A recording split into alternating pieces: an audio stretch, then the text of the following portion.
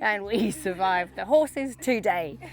All right, when our foals are ready, we begin to teach them how to pick up the feet and how to be ready for the farrier. Anna Twinney, known as the Horse Whisperer, leads a week-long clinic for 10 young, scared foals.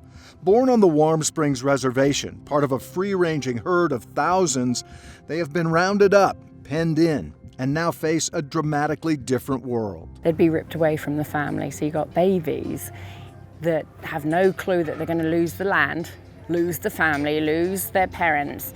A clinic, too, for the humans, their personalities carefully matched with specific foals. That's your key, Alan, because you match wrong, you'll break a foal, or you'll break a human. They'll leave here shattered. Nothing happens fast in this process, what Twinney calls gentling.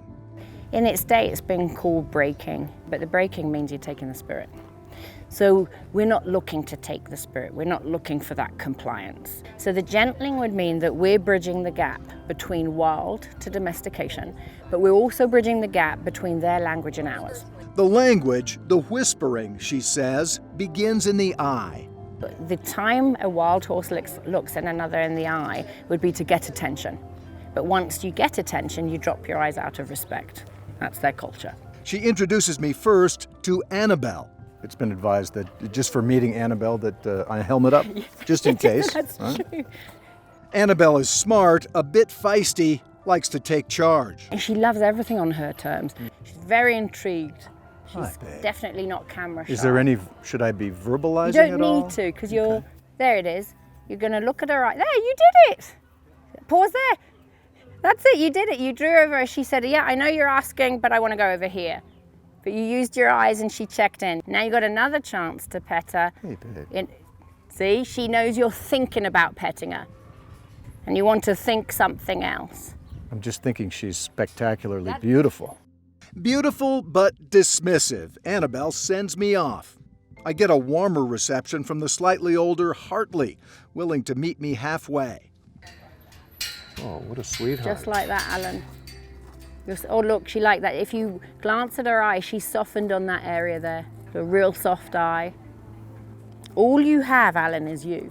And all you have is your authenticity. That's all you have. If you have an agenda, she wouldn't be here. And they can sense all that. They sense all that. So very intuitive. Yeah. Next, we meet a mare with a young colt, the only family pair here. Mom's greeting has a purpose. So she is saying hi, but she's blocked a baby. She could come a little over, so you'd be here, there. And she's going to protect everything, see? So she's protecting him. Yeah. So she wants to say hi, but if you went close, she'd probably bite your face. And so... I'd like to avoid that. We leave them alone, and I introduce myself to Savella, another filly. It's not a smooth start. And her greeting is go away. She threw her nose at you, Alan. But slowly, gently, things get better. When you see that nostril flare, that's a stress signal for her. Reach out with the left hand slowly. Good, make yourself a little smaller. She's still trying. There you go. Oh, and come out. And you'll come when you're ready. There you go. That's the first stranger she said hello to. So that was a hello. That was a hello. And she told you how difficult it was because she had to stretch and her nostrils were going. And it is a thrill for this stranger. Breakthrough moments are a big part of this process. Hugs and tears, horses and humans learning each other. Emily Green left almost speechless by the connection. She touched you here. It just goes beyond words to a deeper place that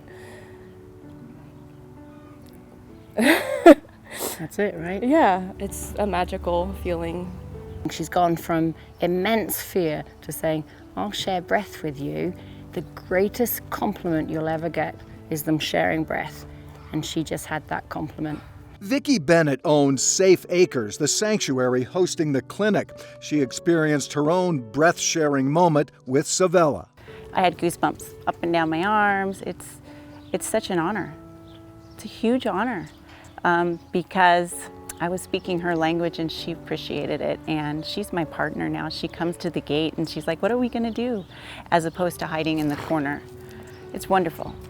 And that's the goal, really. Build a bridge between species, between the open range and the pasture.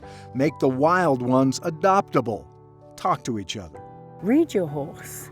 Acknowledge what they're saying. See them for who they are. Recognize the personality. Learn their language.